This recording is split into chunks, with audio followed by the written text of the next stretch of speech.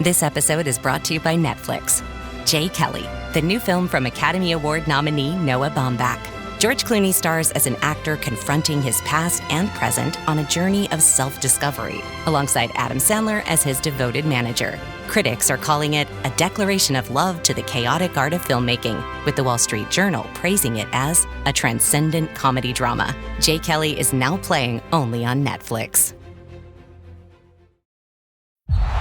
Everyone wants the Emirates NBA Cup. And things are heating up. 30 teams started. Bang! But only 8 have advanced to the single elimination knockout rounds. To survive, they'll have to be hungry, relentless, ruthless. Are you kidding me? They all want the cup, but only one team can claim it. Who will capture the cup? Emirates NBA Cup knockout rounds begin December 9th on Prime. Adobe Acrobat Studio, so brand new. Show me all the things PDFs can do. Do your work with ease and speed. PDF Spaces is all you need. Do hours of research in an instant with key insights from an AI assistant. Pick a template with a click. Now your prezzo looks super slick. Close that deal? Yeah, you won. Do that, doing that, did that, done. Now you can do that with Acrobat. Now you can do that with the all-new Acrobat. It's time to do your best work with the all-new Adobe Acrobat Studio. It's really cool.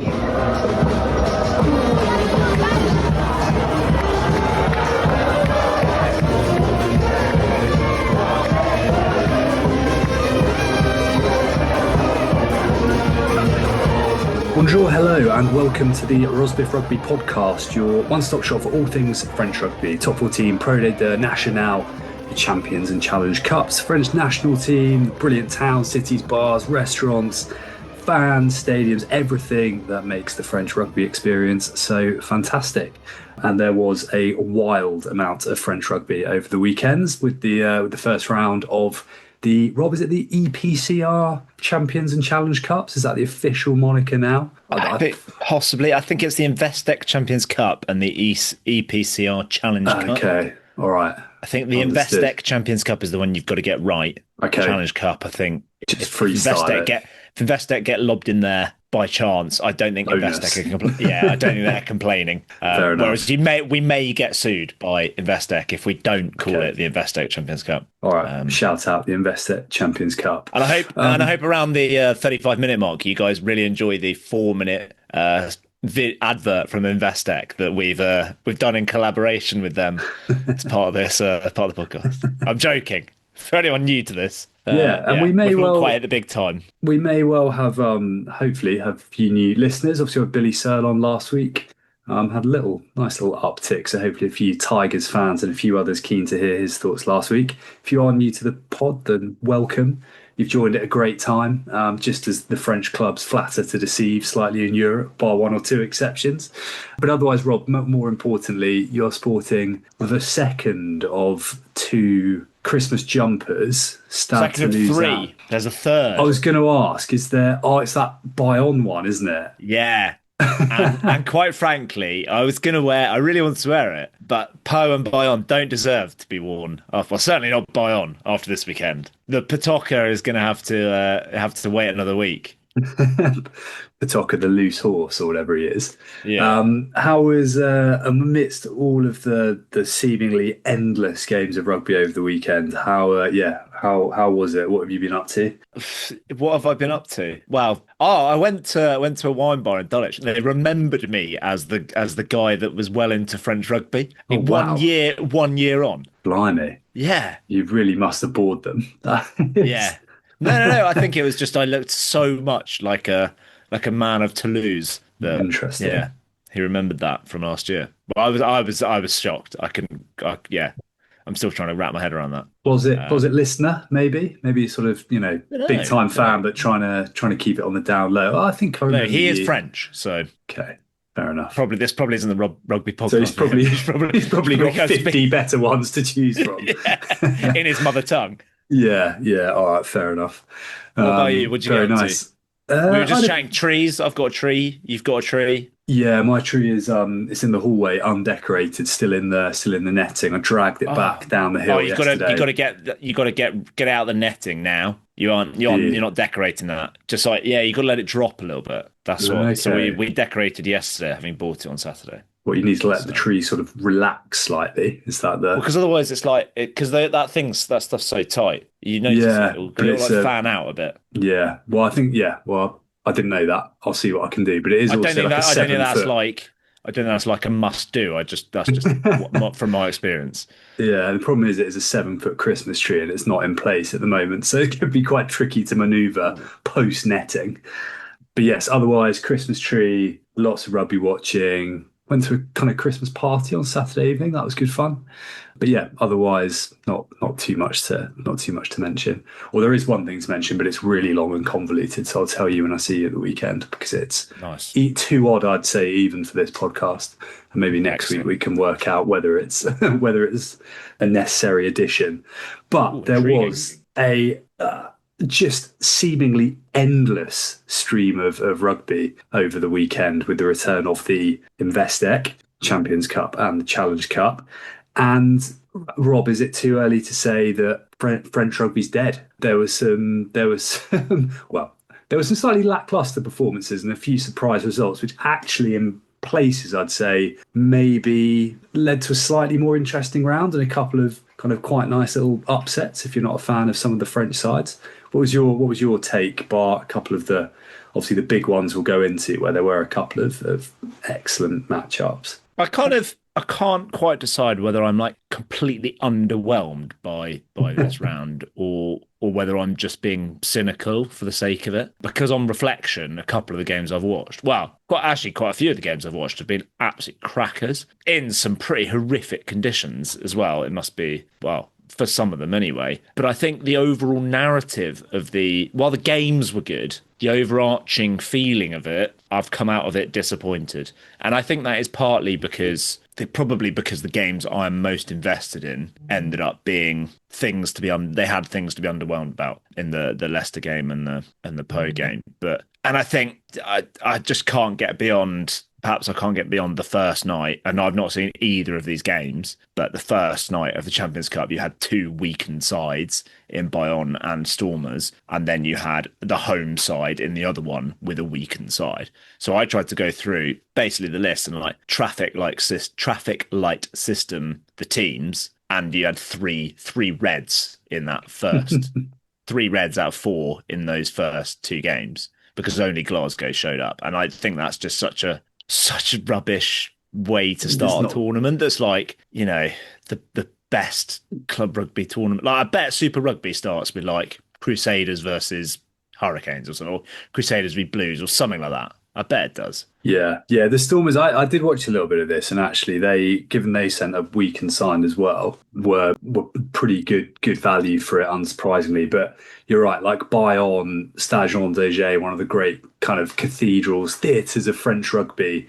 and it was basically half empty with quite a few blokes playing out of position, and it was a pretty sticky affair. A real as well, a little bit of deja vu for any Bayonne fans who happened to be at the Stade de France for the Springboks game, watching their scrum get dismantled in the second half by the Stormers. Yeah. They really turned the screw in the last 10 minutes to basically win it.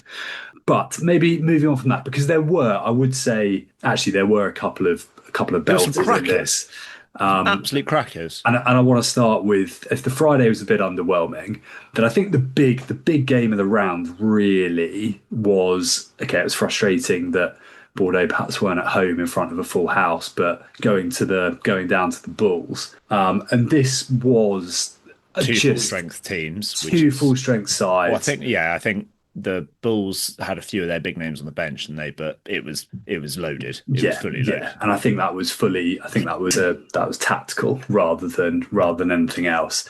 And it was just, I'd be a little bit loath to say defence optional at points in the first half, because the number of points was pretty astonishing. And actually, I think there was a point where the Bulls had entered the Bordeaux 22 four times and taken 26 points. They were so ruthless, but the quality of some of the attacking rugby in the first half and points in the second half was absolutely breathtaking from both sides.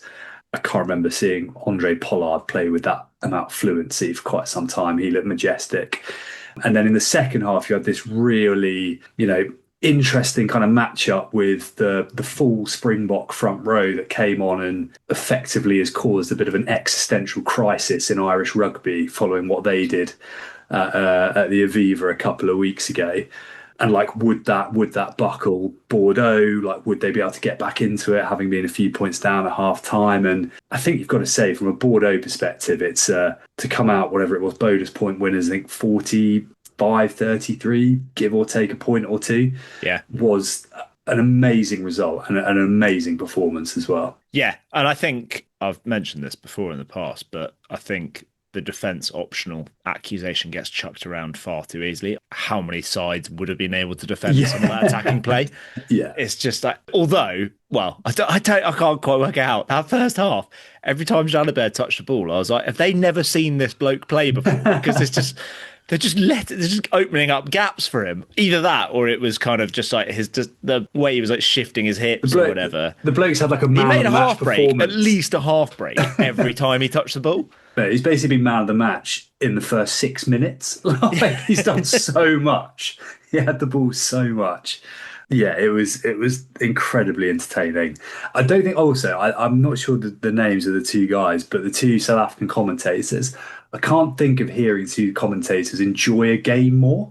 They were so full of praise for, I think, both teams having seen what had happened and talking about kind of reverence for the competition. I think they were just buzzing to obviously be in the ground for what was clearly the pick of the round.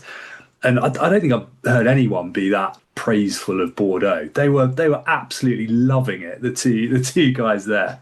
So yeah, they definitely I enjoyed brought a also bit of energy. they did go quite a little bit Eddie Butler in that they kind of really tarted up their pronunciation of not just Penno, Penno, yeah. With the exception of Jefferson Poirot, who I think was a bit hard done by. I think there was a bit of Porot going on, which was a shame because arguably that's the best of the lot. But it was immense. And I mean, from a Bordeaux perspective, Boris Parlu was phenomenal. Hey, what a transformation in his game has happened since he moved to Bordeaux. Absolutely amazing. He was just I feel like for years at Racing, he was just a name on a team sheet that was someone that you heard of. Coasty. And now he's playing he's like an even better version of Roman Taufifenua. Yeah, he was. Because he's doing line-out work as well, brilliantly. I guess he's probably not quite that heavy. He was a back rower, wasn't he, before his conversion, I guess. But yeah, he's playing some brilliant rugby and that wasn't exactly a signing. I was like, ooh, really good pickup there from. No, with Waukee, I was like, that's a good one. It looks like a sort of, a kind of momentum changing signing. He played in this game. I mean, the whole, the whole pack was excellent. The front row and the reserve front row, Tamafuna and Pershaw and Barlow holding strong against that Bulls front row. Full Springbok, or fully loaded Springbok. Props and hooker was unbelievable.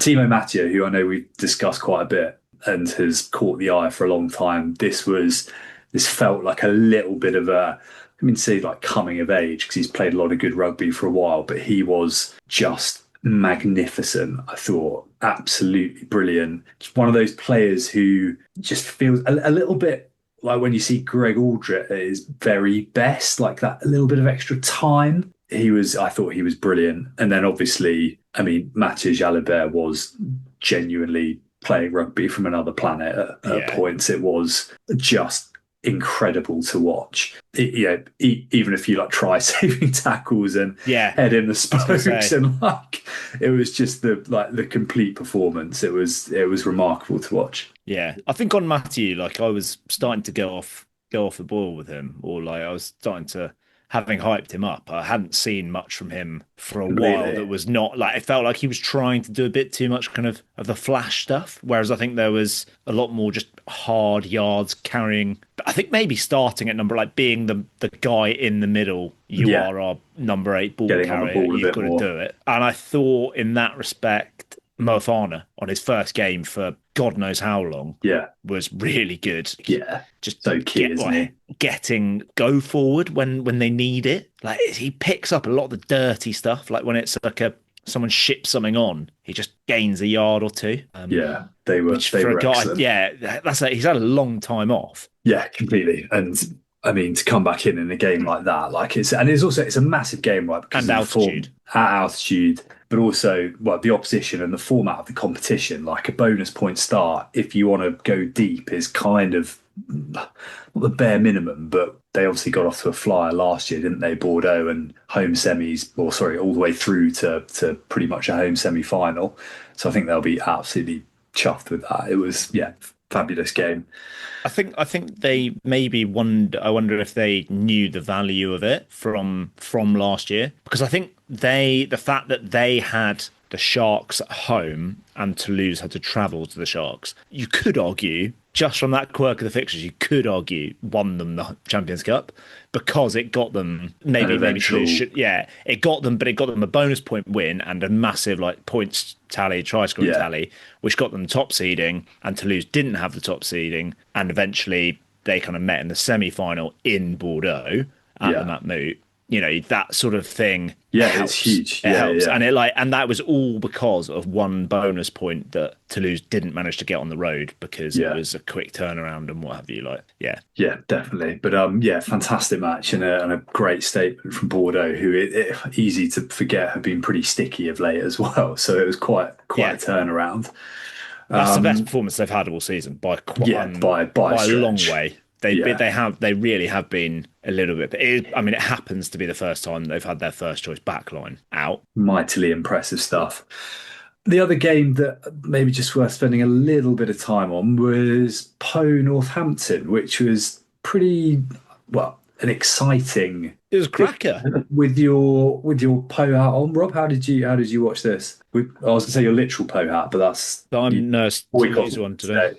Yeah, boycotted. I thought I'd go matching, given I've got the Toulouse jumper on. How did I watch this? I enjoyed it. I thought the fact that Po were in it for so long was really impressive. I think it was ultimately a little bit frustrating and a little bit concerning because of the reoccurrence of the scrum weaknesses. I genuinely had started to think that the concerns about how obvious that was as a weakness had gone, because post scrum has been all right this season. It's got the better of some pretty impressive packs actually in some games, and this was a crashing of that kind of image, because I think if you tot up the total penalties conceded by Po props, I think it's 7. Now one or two of them may be in open play, but I think it was 2 each for both tight heads, 2 for Seneca and 1 for Echeverri, which is that's 7 scrum penalties. If it is 7, that's a lot, if it's 5, that's a lot. Yeah.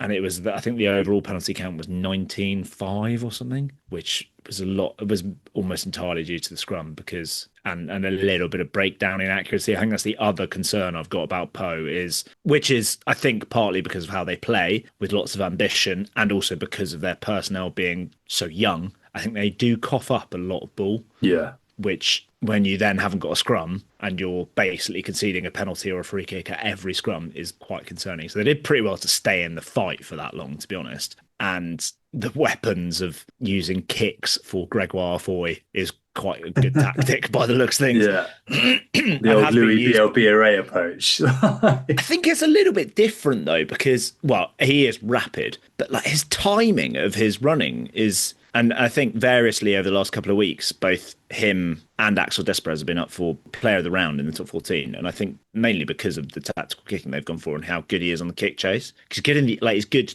getting up and into the air, which is when you think that they've got Aaron Grandidier and eventually Atis Ogbe to come back into that in that role. It's He was top 14 player of the month. I think he was actually, yeah. The other thing with Po is that did end up being quite a rotated side, So it was already rotated. They chose not to pick any of their players that played in the French international stuff in the autumn, and quite a few that trained as well. So like Aaron Grandidier, I think Maximin got injured in the warm-up last week, but I think Arfoy might have kind of the last back end of the autumn internationals kind of been training with France, but generally it was a non-GIF selection. So picking there. So they did have Maddox and Montoya in there as kind of international players, that because they don't have to worry about the quotas for Champions Cup, which is kind of when they get a load of the game time out of their non-French players. But I think Montoya pulling out on the day of the game or the night before the game didn't help. Certainly didn't help the scrum. And I think Maddox might have given them a little bit more robustness in midfield. But he was playing at 13, which I think could be quite an interesting option. Maybe they're using this to give him a go at 13 because perhaps they see the long-term back three of Atisogbe slotting in at fullback with Arfoy and Aaron Grandidier on the wing. But yeah. Again, Credos and Ziga were brilliant in the back row in the work rate that they get through. And Jolmez has found a bit of form again. But I think the more I thought about it, wiped out, didn't he? The more I realised like how rotated that was. So actually kind of, I mean, they've come out of it with nothing, so they might as well have conceded 70, but it was a fun game to watch and it was a fun atmosphere by the looks of things. I think I saw, so Jalabert was the Opta player of the round, unsurprisingly, but I think Mitchell was in the Opta team of the round and he was fantastic. And as was Dan Robson, actually. And well, Suvaby was pretty good with his kicking off the bench, but his box kicking. But Dan Robson hasn't played that much this season because of injury. I thought was really, really good. Some pretty tasty nines knocking about. Andy Good just being like, oh, yeah, like there was a lot of like, oh, Robbo. Banter, Robbo, or sitting next to Piardi. And that's another thing. When you asked me about my view of the round, why I was underwhelmed with it, bloomin' referees. Right, I'm going to... everyone is digging referees now, so I'm only allowing this if it's really good. I feel like rugby refereeing is in a little bit of a crisis spot at the moment, isn't it? Particularly after the autumn internationals. But I think... I thought Carl Dixon was quite good, and I thought Matt Carley was quite good. But Andrea Piardi, like, he just goes to the TMO for absolutely... Yeah, there's quite a lot, isn't there? My main point, and I'm nicking this from, of all people, Stuart Barnes, on who said it on the Ruck recently, we need to go back to the clear and obvious. Can we only look at clear and obvious? I don't think that's unfair. They just go to TMO so much. Talking about referees, though, I'm angered for you about the Gloucester v Castres game. I don't think I've ever seen a more one-sided penalty count. I think the problem is, it was a little bit frustrating to watch. I think the problem with Castres is that they don't help themselves in the sense of, like, their discipline has been pretty dreadful. Been really dreadful this year. And I think actually just to I don't want to touch on it too much because it was a bit of a blowout. But so Castres and Clermont, both in the end fairly comfortably beating Clermont away at Saracens, both sent pretty decent sides. You know, there were some, particularly in the Challenge Cup, there were some ropey sides knocking about, but they were two good 15s, and Castres one, save for a couple of injuries, was, I thought, more than enough to at least be competitive, and it was for a long period of time. I think they did I think they got done a bit at the breakdown. I think the problem with them, though, and that's why I don't want to nail the ref too much, is just the inability to kind of fix it, do something else. Maybe don't go quite as hard at the breakdown. Maybe don't be quite as aggressive in your line speed. Particularly in the first half, they were really good, Castres, I thought, at points, really aggressive in defence. Like, they kind of got it right, and they just seemed to, I don't know, like, it almost seemed like they'd kind of resigned themselves to the fact that it was against them. And I think the way Hervé had like a nightmare 5 minutes, didn't he, when he came on, like a really obvious offside. I think potentially there was a deliberate knock-on in there. And you're like, you've got to be a little bit smarter than that. And were it not... There were a few... Go on. No, I was going to say, were it not for a combination of some ropey Gloucester line-outs and some excellent defensive line-out work, particularly from Ducat for Castres, it felt like the whole second half was just them putting penalties into the left-hand corner at the bottom of the screen. and then turn over, clear it, give away another Ducat penalty. or Vandenberg or so yeah, frustrating. But I have sympathy, but not as much as maybe I would on another day. I think with those three teams, I'm really intrigued. I really hope that it doesn't impact how they select going forward. So in theory, that should have been Poe's strongest side that they put out all tournament. Castres, I was really pleasantly surprised by how strong they went.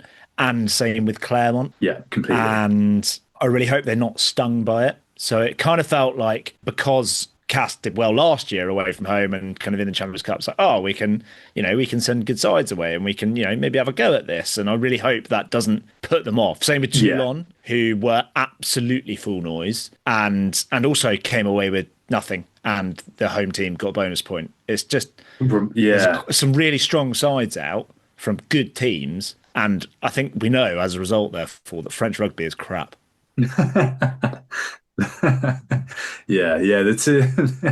Just stop listening, everyone. Just go and do something else. Scotland going in the Six Nations, all good. It's sorted. The Toulon one was fascinating, actually. I think just the Edinburgh, fantastic. They were brilliant, and I have to admit, I only saw the second half and I saw bits of the first half. But I thought, in terms of, the conditions were wild in terms of the rain. That was something else, but they just completely outthought them. They reacted to the conditions so much better. I thought Edinburgh were brilliant. I think what it does do, and we'll come on to this in just a moment, it sets it up even more beautifully, the trip of Bath to Toulon this weekend, because suddenly, Toulon, I don't think there's certainly no shame at all in losing to that Edinburgh performance, but I don't think they'd have expected to come away with nothing.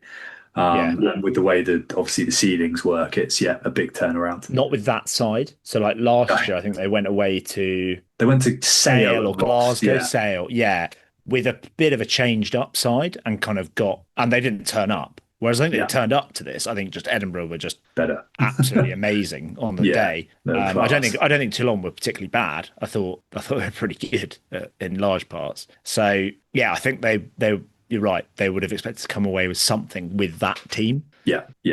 It's it was a real turn up, but again, I think in patches. There were a couple of blowouts here and there, but that's a brilliant result for Edinburgh, and really well deserved. The two other games then, I think, that we haven't touched on, the Champions Cup that kind of went to script. Toulouse hosting a changed up Sharks was incredibly one-sided. I've not seen any of this, and it doesn't sound like a mismatch. I watched the Castres game over this. Hat-trick looked pretty incisive, as he always does, but it was nothing to write home about. And then La Rochelle Leicester. Did you manage to catch this as a tiger? I'm just so angry about this game. I think I'm kind of annoyed because this sounds ridiculous. Kind of annoyed because we obviously watch a lot of French rugby, and you come out of this, there will be people coming out of this round being like, God, La Rochelle are so good, aren't they? Like, Aldrit's so good. Oh, Bottier, can't believe he's still going. He's amazing. Like, their scrum is phenomenal. Like, as though nothing has changed since they won the Champions Cup. Yeah. And it's like, no, if you were watching for the last 2 years, they're crap. And they just happen to come up against an under-21 side in a big game who were just completely naive in some places. The selection was dreadful, and they've just got the biggest confidence-boosting win. Like La Rochelle, we said it to Billy last week, they were there for the taking. And if Leicester had gone full noise, it's not like next weekend they've got Dragons at home. They've got fucking Leinster on Friday night. We haven't beaten Leinster. We've had Leinster at Welford Road for loads of times over the last few years. Friday, so 6-day turnaround. Okay, that's probably why they sent a week inside, but it angered me so much because La Rochelle looked like such a good team, and I know that they're crap because I see them the whole time, and they are crap, like for 60% of the time at least, or 60% of the games, they're crap. Yeah, that's certainly it's good to hear you so impassioned, Rob. I think you're right in terms of they've obviously suffered a lot with injuries, haven't they, to try and add a little bit of nuance to the La Rochelle crap. But they've struggled for form for a season and a half at least, haven't they? Their injury list, to be fair to them, I reckon would challenge for the Six Nations. If you put 15 out, it would probably beat Ireland. They are missing a few. I think I would, to sort of back you up though, I would argue that this game was probably more winnable than Leinster. I mean, Leinster have their own struggles against Quins, but yeah, it was for decent chunks of this. Leicester, from what I saw, looked like they didn't look too overwhelmed, but ultimately they did have how many? They had like 5 under-20s or something. It was some real young guns. And then La Rochelle next week go to the Stormers, which if they go full noise, like I feel like that could actually be quite painful for La Rochelle. I've already seen that Aldritt's been rested. Has he? He's not even travelling, I don't think. Yeah, fair enough. Quickly then, just to look ahead to next or this weekend now. Pick of the bunch. We mentioned Toulon Bath. I think that is set up as like a proper old school back in the day Heineken Cup kind of tussle, isn't it? It's beautifully set, and I think Toulon obviously have a little bit of a point to prove. Anything else stand out to you? No, but I have just seen in my notes that there was a potential own try of the season, Charlie Titcombe, in that at the back end of that Leicester game. He just he's under a high ball and he coughs it up and it just goes straight. I did. Yeah. Unfortunately, he can't win the Rosbeef's Golden Buff for own try of the season because he could do. It was in France. Yeah, it's a little bit unlucky. Nothing's beating Clement Berger, I'm telling you. Yeah, that was beautiful. Yeah, I think La Rochelle won't go into that, and I think Stormers will be strong. So I think that won't be a particularly interesting game. Yeah, Castres Edinburgh, that could be quite a good game. That feels like the Castres Benetton game last year, where it was like a low key all-time classic. It's like 35-34, wasn't it? People getting thrown over the... I don't know if you saw old Christian Ambadian got pushed over the advertising boards after he lobbed, was it Ryan O'Smith over them last year in that Benetton game? Oh, yeah! So, a little bit of just desserts there for our man, Big Christian. The other game, which I do think is, we haven't really spoken about them today because it was just a pace thing, but Toulouse going to Glasgow is tasty as well, I would say. In the same fixture, the same weekend, the La Rochelle game we went to in 2019. Hey, we're going to it. I'm telling you, we're definitely not. For the listeners, we have a surprise weekend away that we don't know where we're going. Apparently one of the options was Caldy, which would have been very cool. Yeah, because it's not just Rob and I. That would be quite unusual and quite difficult for both of you not to know where we're going. But a slightly broader group. If only we were going back to Glasgow, Richard. If only. I'm sure the teams have cracking time. I decided today I am not going to Bristol on Sunday. You're not? It's like £44 for a single. Is it? For an hour and a half train on a Sunday evening. £44. That just feels that's punchy, isn't mad. it? How is it that expensive? And then get the megabus, mate. Get the National Express. It was a 5:30 kickoff, Richard. Oh, is it? Okay, that is problematic. Yeah, so even the 8 o'clock train gets you at quite a crap time anyway. Yeah, fair enough. The cost of trains is prohibitive for that sort of thing. So I should go to France and do about 4 games in 3 days. Fly to Lourdes instead. Yeah, exactly. Get a return to France for cheaper than that. Right, let's leave the Investec Champions Cup there. Challenge Cup. USAP got their first win of the season, which is great news because I want to see more of that amazing Challenge Cup kit, which is truly a thing of absolute beauty. Stade Francais beat Cardiff. It's a nice little guard of honour for Brad Webber. I don't know if you saw this. He's leaving. He's going back to Japan. I think he's kind of in the process of going, but they had they had him sort of out on the pitch. Clearly a very popular man. Yeah, everyone was kind of getting around him. Montauban, a bit disappointing. Fairly heavy loss away to Zebra. It was but nice trip to Parma. Wasn't a great side that they sent. Yeah, I think there's one headline news story in this, which I'm still trying to checking scorecards to check that it's actually happened. But Lyon losing to Newcastle. Yeah, incredible. That's why, mate, French club rugby's crap. I'm telling you. One of the teams that we thought were going to be all right in this tournament has just lost to a team that's getting pasted in the Premiership every week. Second highest operating budget in the top 14, Lyon. Yeah, they've been fairly well done by it. But I think this also, to me, is kind of, there's been so much negativity, and I totally get a lot of it around these tournaments. But amongst all those games, you're going to get some gems. There are going to be some Newcastle fans who are in Les Halles, Paul Bocuse, having an absolutely banging time in Lyon after their teams win. So yeah, fair play to.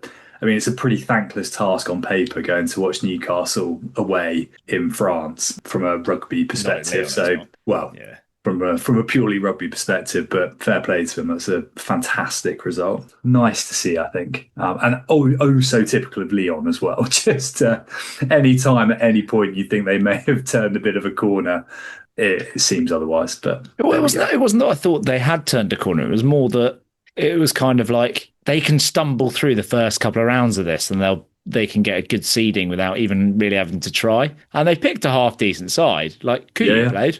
That's enough for me. Agreed. And yeah, bizarre result. Montpellier, they're about the only team that in the Challenge Cup that actually no, Stade Francais did all right, but Stade Francais and Montpellier. But well done to Montpellier for getting a win away and went to Tbilisi. Well, there would have been Black Lion haven't won yet in the Challenge Cup, apparently. So they were staring down the barrel of history at one point, but Montpellier pulled through. Racing sent a very young team, albeit sprinkled with a little bit of, one or two names in there. Will Rowlands played, Hulu played, Johnny Hill was on the bench, but conceded, I think, 47 unanswered points in the second half, which is, that it feels full give up sort of thing. I think that kind of goes back to my point of like the way the weekend started was with if you include that game, 4 teams out of the 6 on show were genuinely weak. Yeah. That was like a real shag. Not great adverts. No, that's a shame. And they'll probably still be able to get through because they've got a really crap team at home this weekend, haven't they? Whoa, mate, they've got Exeter, haven't they, who are looking good for the tournament, I think, my boys. Not at La Défense, though. They're playing down at Créteil. Are they? Yeah, so I'm a little bit disappointed for the Chiefs fans who aren't going to be able to go to the air-conditioned, climate-controlled nightclub O2. And have to go to effectively the equivalent of Exeter City, St James's Park in Paris. Yeah, but more out in the sticks. Yeah, because considerably more out in the sticks. Yeah, it's a decent old trek. It's basically down by Orly Airport, isn't it? Yeah. Because at La Défense, a guy called Jean-Louis Aubert is playing in concert. So he was, I don't know if you've heard of these guys, he was the lead singer of a band called Téléphone, who were a big French rock band in the 70s and 80s and highest selling French rock band ever. Wow. So this guy is a big deal. And that's on a Saturday night. So if you are a Chiefs fan, annoyed you're not going to La Défense, you could go and watch one of France's greatest rock stars. So there you go. I reckon that kicks off. Yeah, it could be interesting. Anything else of note? Montpellier hosting Zebre. Stade Francais go to Amsterdam with the Cheetahs. So good fun trip there for a few of the Stade Francais fans. Montauban is getting the Swansea invasion from the Ospreys. And does that round us off? Lyon have got to go to Dragons and Perpignan Benetton, I think, is all of the French action for this week. To be honest, when they're because like it's a weird one because you go from having to watch 7 games to 14 games, or there's French top 14 team involvement in 14 games, I suppose 7. Those 6 in the Challenge Cup, you've got to really want to watch them. Which, to be fair, in your case, you will do this weekend because of the Chiefs game. But yeah. Then to be fair, I watched a few Po games last year, but yeah, it's a lot. It's a lot of rugby. Yeah, it is a lot. Do you know where else there's a lot of rugby, Richard? Where's that? Pro de Deux. Let's breathe and come back and give that a crack as well.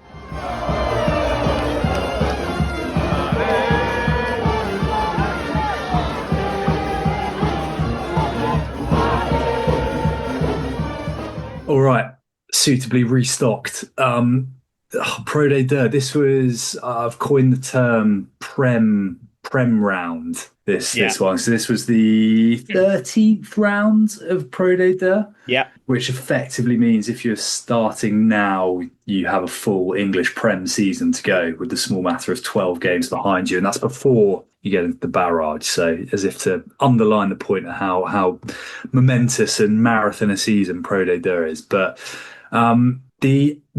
it wasn't for the French teams in Europe, but as has been the case in a few rounds, the away win in the second tier was very much back in vogue.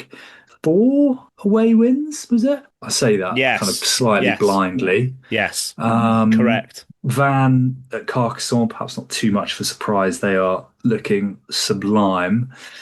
Oyonnax beat Stade Montois, who are in a real, I mean, we've spoken about before, are in a real hole at the moment. Valence Roman, who, I mean, we've kind of mentioned it, but they've got the same number of wins as Van, 10 from 13, 43 points. They have had a remarkable start to the year and a full value for it too. I think it snuck up there as a place to visit. I really want to get down, particularly while they're playing some sublime rugby. What else was there? I've missed a couple of away ones. Soy-en-Galem, our boys. Yeah, which it feels like perhaps the old hairdryer, the Phil Brown treatment that Alex Ruiz gave them at home last week has done the trick. Béziers, who are really having a pretty dreadful season, all things told. Does that round off the away ones? Yeah, that's the away ones. Yeah. Did you catch much else of the rest? No. I know you were in Christmas party on Thursday.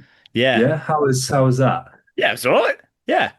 I mean, I've been in the job 6-7 weeks, so I genuinely wasn't sure if it was going to be 20 people or 200, and it was somewhere in between. But yeah, very good. Unfortunately, it sounded like I'd missed a bit of a cracker, or certainly a strong performance. Yeah, an interesting game. Colomiers Grenoble was the Thursday night fixture. Really enjoyed it, and that I think both of us have been keen to see a little bit more of Colomiers, given how good a season they've had, and also Grenoble coming back. They've still got holes and they're away from home, but they are slowly starting to get back some of the guys who've been really key in the past. And it was a really interesting game in the sense that, I mean, the final score was 43-7, which is an absolute pasting.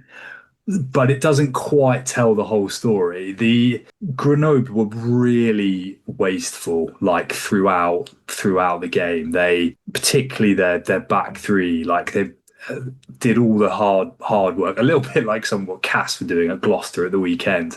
A lot of really good hard work undone by like a really poor pass, final decision. I don't know what the stats were, but like they were breaking the line, if not at will, then pretty regularly.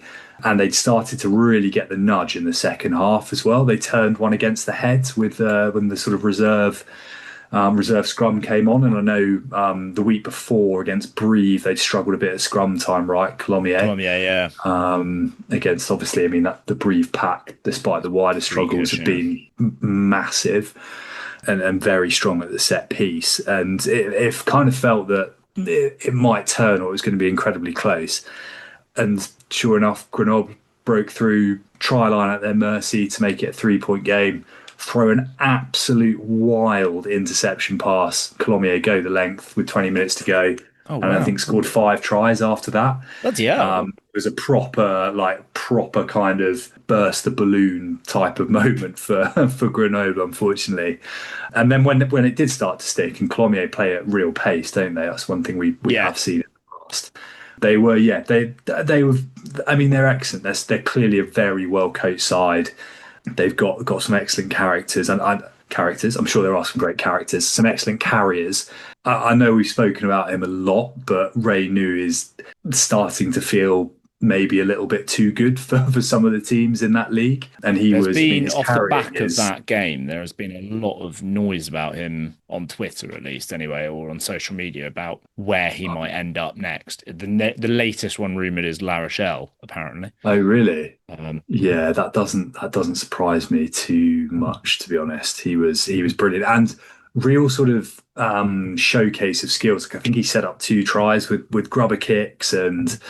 He looked excellent. He feels to me like there's perhaps a slightly recency bias on the comparison, but he feels to me a little bit like a Peter Aki in that he doesn't look like a Tuasova or a Tuolangi, and is kind of not the tallest, but like just the power that he has in the contact, and can kind of has the full complete skill set and just makes the nice touches that make a big difference, if that makes sense. Like just subtle skills that make huge impacts. Yeah, and maybe the sort of slight differentiator between there's a lot of big heavy ball carriers in Pro League, but the guys who are maybe just that little bit further ahead. The other guys who are good, someone you called out who Joe Worsley on comms was waxing lyrical about, was Thomas Adelaide. He was really, really good, very disruptive at the maul. Theo Giral, who is obviously kind of backing up to Valentin Delpy, was fantastic as well. Like he's got an awful lot of skill, and I think would happily be first choice in a lot of sides in that league. He's there long term, right? Like Delpy's on loan, whereas Giral came from Claremont full long term. Was it Claremont? Was it? I'm not sure I realised that. Okay, well, would make a bit of sense then. Which is and he's still really young as well, right? All the more weird that they then signed Tom Raffy on loan, as in Claremont. It does feel a little bit unusual, that one. Speaking of which, the lack in the sort of the haves v haves nots semi-local derby, it's a huge game definitely for Aurillac. Big win for the lack against Brive, which is always nice to see. Yeah. Brive. Brive, Grenoble, Soy-en-Glem, 9th, 10th, 11th. So that's three of last year's top 5 kind of struggling at the bottom half. Technically. Yeah, Aurillac above Brive. I wonder how many times that's happened in recent years. Yeah, not very often, I wouldn't have thought. Agen also, and this segues nicely to, I'm sure you'll be able to give us a lovely preview because it's a nicely poised one this Thursday. But Agen got a good win at home to Provence, who had previously, 27-23, had won 4 on the spin, including 2 away. Agen had lost 3 in a row. Yeah. So that's, a big win for them. And they travel to Angoulême. The Beaufarons Derby. The Beaufarons Derby. Absolutely. I believe they're calling it in the Charente. They're going to welcome back Beau. No, was it at Agen? Was it when he got thrown in the back of a van or something? Was that? I think that was Agen. Yeah. That Agen. Yeah. Okay. Go and listen to that if you haven't. You can back a few weeks. Go listen to our interview, or Richard's interview with Beaufarons, who played for Soy-en-Glem, kind of came through there and has since moved to Agen. So you can hear a little bit about both of those. We should have got him on for this one. We could have him back. Well, the elephant in the room maybe it's not the Beaufarons Derby, but I don't think they'll be calling it the George Tilsley Derby anytime soon. He's been... Well, he was sentenced, isn't he? He got sentenced last week and played on Friday night, which is really. He got his sentence was 4th of December, but he played on Friday night. I think he has appealed, or I saw something today that he's appealed and therefore has regained his presumption of innocence. Okay, but some of the Thankfully, I've not read any of the detail of it, but I've read some of the kind of character accounts, I guess, from the people, his victims. Yeah. I think we can call them his victims. It just doesn't sound very nice at all. And I just can't believe that he's still playing. I can't imagine him playing now. Even if he has regained his presumption of innocence, that doesn't feel right from a England perspective. No, I'd agree with that. As key as he is, and that could. But it should be. It feels quite nicely set, right? Like Agen, I don't think have won on the road this year. Angoulême have had a really mixed season, haven't they? Second worst home record in the league, as in Angoulême have. Yeah, with only 3 wins from their 6 games, which isn't actually that bad. Agen have won 1 game. Why? Have they? Yes, early against Carcassonne, didn't they? Yes, I think it was the last, round 2 or something, play. But it's an interesting one because I think Agen generally have the better scrum. I think the Soy-en-Glem pack is still a little bit work in progress. I know Sodi Diakite kind of went viral with that scrummaging against Biarritz, but they've not kicked on that much. They're all right, but I think Agen are actually really good up front. They're tight 5 in particular. But I think there's an interesting comparison, isn't there, between 2 teams that are investing in youth with a couple of wizened old heads in there. Agen have kind of got a real good young crop of French lads, and so does Soy-en-Glem, so it should be quite an entertaining game. Be interesting to see what side Agen send. They've only got 2 rounds. They've only got another round after this, haven't they? Yeah, and then I think there's a little break after that until they break for quite a while over Christmas. Yeah, until I think it kind of segues in with the return of the European South African the cups. The cups. I'm going to use the, rather than having to drop the sponsor's name every time, I'm just going to say the cups, which is great for the potential double headers. If you're heading out, there is a pretty good chance you might be able to stumble across a game of Pro de Deux. Yeah, they and have I'm just thinking 2 full weeks off. So they've got one round this weekend, then another one just before Christmas, and then they've got the following weekend off and the weekend. They don't come back until first full week of January. Yeah, so yeah, nice break. Anything else? I'm just having a look at the list. Doesn't feel maybe quite as vintage as it might do. But I'm looking forward to that game, though. I am genuinely hoping I might be able to catch that on Thursday night. Yeah, Valence hosting Grenoble is a little bit of a derby, isn't it? Game. And that's a good game. Yeah. That's really nicely set. I was actually looking at the week afterwards in my initial list. I thought it was odd that Agen were playing twice in one weekend. Nevers is Nevers' nearest club? I think so. Oh God, is that how? That's still a proper schlep, isn't it? Yeah. To Grenoble, maybe with how I don't know. They are properly out in the sticks, aren't they? Yeah. Provence's Béziers, Van Biarritz. I feel like both of those games could get a little bit ugly. Brief hosting Carcassonne. Maybe now's a good time to play Brief. We'll see. I think for Nevers, their nearest game is either Aurillac, Brive. Yeah, Aurillac or Brive, not Oyonnax. Okay. There we go. Glad we answered that one. Excellent. I got completely sidetracked. I didn't even look at the other game. Just staring at a map. Yeah. Yeah. Oh God, there's some. I think there's plenty. I think that round there's a lot of the struggling sides going or playing against the strong sides. Yeah. Carcassonne. It would be amazing if they pull off a win away at Brive. If Béziers pull off a win away at Provence, it would be staggering. If Biarritz get a win, that one is a long trip. I can tell you that for free. That Biarritz to Van is not the nearest. That's a decent, nice little scoot up the west coast, all the way from top to bottom, basically. Yeah. So nice. There could be some one-sided games in Pro de Deux this week, but there could be some crackers. There could be some. There'll be a draw. There'll be a 3-3 draw. Where's the 3-3 draw going to be? Agen, SAXV. Done for me. Yeah. The televised one in perfect conditions. Yeah. Nice. I'm sure. Well, give it a watch if you haven't already. It's excellent on Thursday night. FRUK. We'll do a little preview in the week on all things rugby as well. Give that a read. I feel like I've spoken about so much rugby. I'm just going to finish off just a quick word on Nationale, which is back. The top of, as has been the case, I think every year, like there's always a breakaway pack. I think 5 points separate first from sixth in, for those new to the pod, Nationale is the third tier. Which is, I believe it is fully professional pretty much. It is, yeah. Which is, very cool. And also, if you are travelling out over the next few weeks to watch perhaps your side, all the fixtures for Nationale are out well in advance, Friday or Saturday. So you can plan around it. Plenty of the games are really near to the top 14 side, so have a look. But just a quick shout to Albi, who have won 9 out of their last 10. Which is pretty tasty form. They beat our boys, didn't they? Our boys Perigueux, yeah.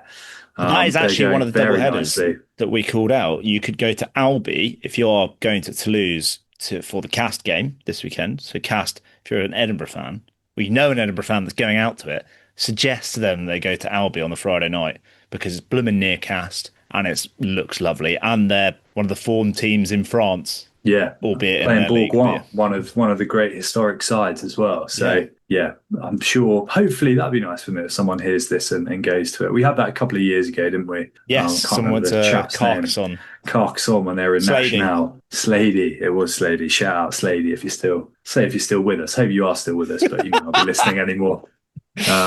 Right, breather. Shall we come back for some Petit-Fours and something a little bit less rugby-y to finish off, Rob?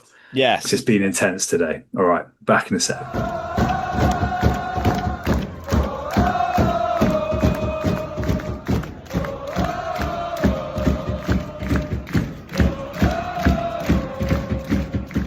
Now then, in the Petit-Fours, there has been a few bits that have caught my eye. One of them I noticed bringing your two worlds together, Rob. Aaron Grandidier. He was in Borough in the week on his week off from Pau. He was in the George or outside the George, having a few pints in the Yeah, could have been there. I'm pretty sure there's a photo we put up as well. I think it looked like they're outside. Is it the Bunch of Grapes by just around, or the Grapes just around the corner on the way to That's the like London Bridge station? that's It's that where all the Millwall pub. I was gonna say that's where all the Millwall fans start their Saturday. Yeah. So he was there. I haven't actually caught too much of any of the other. It's always quite fun seeing where people have got to on their weeks off. There's usually like a really rogue destination in there, but a little bit quieter and closer. Usually to involving home Cameron Walkie or Matthew Jalabert, but they were playing. Yeah. Maybe they've got a week. Rio, No, they'll be playing. Like Morocco. Yeah. Their next venture will be one to keep an eye out for. Slightly kind of closer to home, the rugby. Rugby Rama did like a little mini behind the scenes at Castres Rugby Club, not to be confused with Castres Olympique, which I believe is one of the amateur clubs in Castres. Little sort of mini fly on the wall thing. Florent van der Berg there, kind of geeing them up before a big local derby and stuff. It's quite nice. Quite a nice little watch. Just a kind of 5-minute segment. Yeah, well worth a watch. Anything I've got a couple of other little bits, but anything that's caught your eye? I've got a few transfer things. We mentioned Colomiers earlier. The big one that is apparently all but confirmed is Chimal Bento, the Portuguese fullback, who was incredible when I saw him at Mont-de-Marsan against Dax. He is supposedly moving to Colomiers from Mont-de-Marsan at the end of the season. Okay. With Rodrigo Marta, his compatriot, supposedly, and I don't think it's confirmed yet, supposedly off to Po. But yeah, he's a really exciting player. Just in case Colomiers needs some more devastating attacking talent, they will be getting. Yeah. The other transfer one, a man that has had or will have had in the space of just over 2 seasons, 4 clubs, or 5 if you I put it out on Blue Sky. I got it completely wrong. I can't count, despite being an accountant. He's had 4 clubs in the space of two years. Do you know who I'm talking about, Richard? I'm not sure I do. Perpignan's new fly half, Hugo Royce. Oh, I did see this. Yeah, he's been everywhere, right? Yeah, so he La was Rochelle to he's now at Montpellier. Well, no, he's now at Perpignan. Well, now he's now at Perpignan on loan, La Rochelle right? to Montpellier, and I think it's a loan to the end of the season. But then he's going to Bordeaux in the summer, next summer. Is he? Yeah. Oh wow. And this is a guy that was the fly half the last time France won the Under-20s World Championship, 3 years ago. And he was like a year young then. Yeah. But Diego Jord, we didn't say that. Diego Jord did get a jackal penalty on his own 5-metre line for La Rochelle at the weekend. So you're a big Diego Jord fan, aren't you? First time I'd ever seen him miss a kick this weekend. Okay. And I reckon I'm into like 15, 20 kicks that I've seen him take. Yeah, it was dreadful, but he's amazing. That's my transfer news. Very good.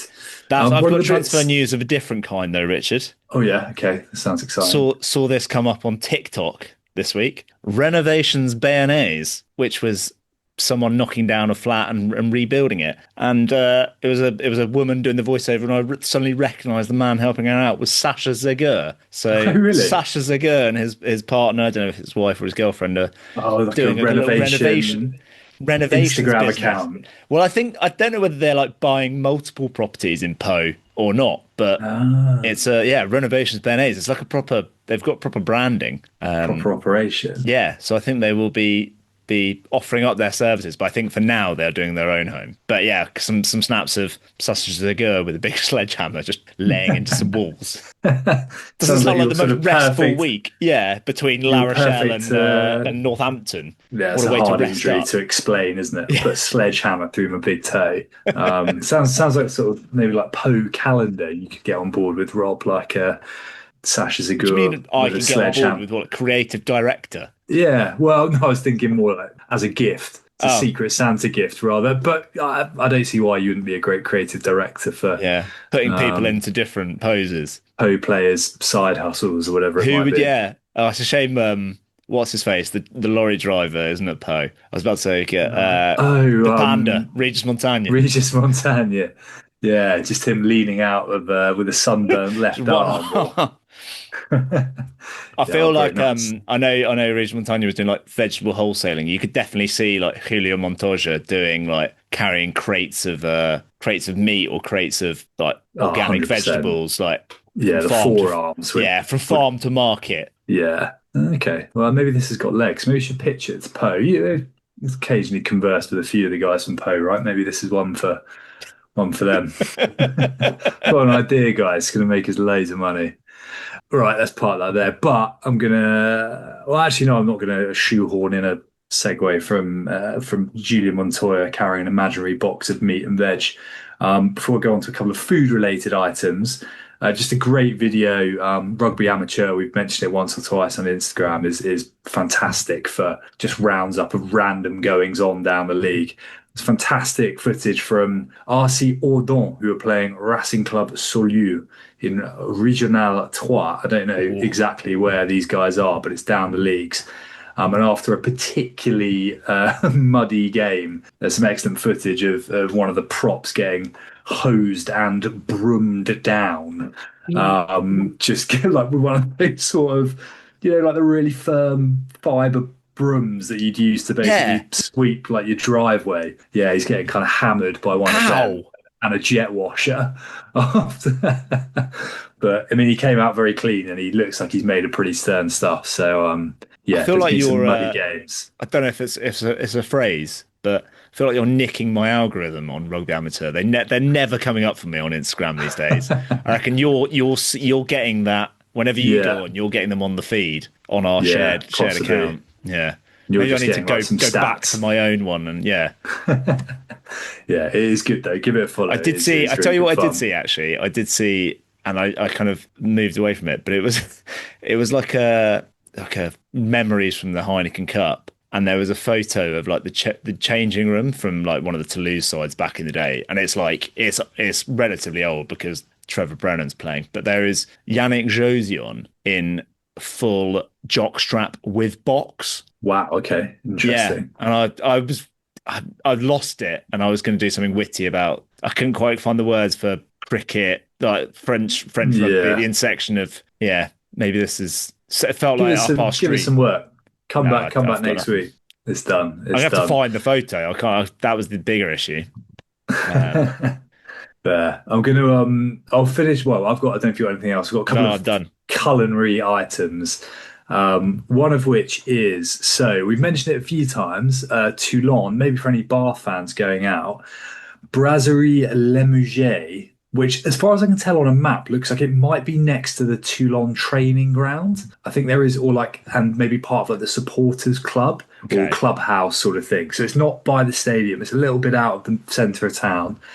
But we've had Brian Allen-Oasis, we've had, I think it was Gail Drahan with a nice little curried mussels dish from Brittany. This week it was the return of one of the podcast favourite players, Mathis Ferte, was up to the plate, wheeling out a, so what did he have? What's on my list? It was a Marguerite de Canard with Saladay's potatoes with some pretty, attempt at some pretty nifty presentation as well. Clearly knows what he's doing. And the dessert was make sure I've got the first word correct here. It was a pastis quercinois, which is essentially like a sort of, I think like a rolled apple. So it's actually called, it says the grandmothers of Quercy, I've done a bit of research on this, called it an eel.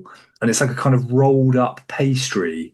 So it's kind of like with apples and it goes long and then you roll it up and bake it. But obviously Quercy we had earlier in the series, didn't we? With not Mathis Gautier, that's his son, Fabien Gautier, smashing down, I can't remember what it was called, but that mad sort of, meek, that was it. Yeah, that sort of mad, doughy concoction. So yeah, if you're a Bath fan, if you're visiting Toulon, you could pick up Mathis Ferte's set meal. Before hopefully seeing him play the Mayol on Sunday? Saturday? I think it's Sunday. He's like properly from Brive, isn't he? I think. Is he? Okay. Yeah. Or is he from Périgueux? Don't know, but he's from that area, like where Sarlat is. So that would be the Saladay's potatoes. A lot of dark, yeah. Very nice. But quite impressive. He's only 21 or whatever. Like, yeah. I mean, the guy's got it all. Can play wing, 9, fullback, and whip up a lovely 2-course meal. Yeah. What else can you ask for? And the final one, the Clubhouse du Stade at Stade Toulousain, elite post-match, pre-match venue. and they have honoured one of Toulouse's favourite sons, Joe Corey. I don't know if you saw this. The Big Joe grill has been opened in the clubhouse, and it is essentially a massive kitchen with about 5 of the open fire grills in it. For what looks, it must be said, like, I know there's a lot of open fire cooking that goes on these days, but it looks pretty top notch. And some of the clips, it looks like Big Joe knows his way around a grill as well. He's turning massive steaks, coat the berths. He's at one point, I think he's got some cockles smoking over the embers as well, like a little sieve. And then the snippet finishes with him. I don't know what you'd call it. It's like a creme brulee implement, essentially a big circular device you put on the flame, whack it straight on top of the creme brulee rather than blowtorching it. Oh, wow. I was a bit annoyed, though, when you took it off and you almost expected the creme brulee to have Big Joe written on the top of it, and it didn't. There's like a little bit of a work on there. But yes, very cool. I mean, it looks phenomenal. So anyone going to Toulouse, maybe give it a whirl. Nice. Okay, Rob, we've kind of semi-successfully negotiated the first round of the many rounds of rugby. We'll be back next week to discuss, to debrief, to not talk about, unfortunately, your visit to Bristol, because Great Western were our way of scuppered your plans, but I'm sure we'll have loads to digest. In the meantime, where can you catch us? At Rosbith Rugby on all social media. That is TikTok, Instagram, X, Blue Sky. I don't think we really do Threads anymore. There's no one on it. If you're on it, you're probably not following us because no one does. YouTube, yeah, there'll be some more stuff coming out on YouTube. If you're not on TikTok, like all the stuff we do on TikTok, we try and get it on YouTube anyway. So subscribe to us on YouTube. If you're over the age of 25, subscribe on YouTube and you'll see all the videos of like video previews. Yeah, I'll have some dignity and do it via YouTube instead. Right, okay. Should be, there's some lovely. And if you're on YouTube, you can watch FRUK as well. In our YouTube wrap, Richard, you'll obviously it was Spotify wrapped last week. There'll definitely be some social media posts about rugby players Spotify wrapped again. Haven't seen any of those, but you'll be surprised to hear that our YouTube wrapped, the most channel we watch most is FRUK, which, bearing in mind they've got a 2-hour plus bit of content every week that is basically directed at us, I think is not exactly not exactly surprising. I'd love to know what a second, because I genuinely couldn't tell you. Nice one. All right. Well, look, if anyone's listening to this heading out to France, as a few English teams are, Welsh teams are this weekend, enjoy. Let us know. Scottish as well. Edinburgh fans. Slide into our DMs if you want recommendations. We've put them all out on social media, but if you want any more, we're willing to chat. Yeah, absolutely. That's it. That's us done. That's been Rob. I've been Richard. We've been Rosbith Rugby Podcast. Au revoir. Au revoir.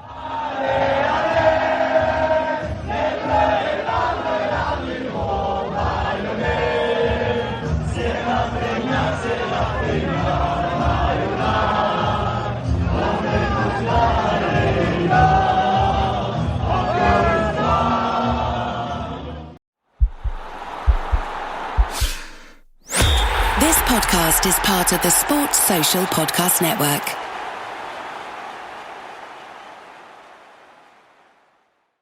AI agents are everywhere, automating tasks and making decisions at machine speed. But agents make mistakes. Just one rogue agent can do big damage before you even notice. Rubrik Agent Cloud is the only platform that helps you monitor agents, set guardrails, and rewind mistakes, so you can unleash agents, not risk. Accelerate your AI transformation at Rubrik.com. That's RUBRIK.com.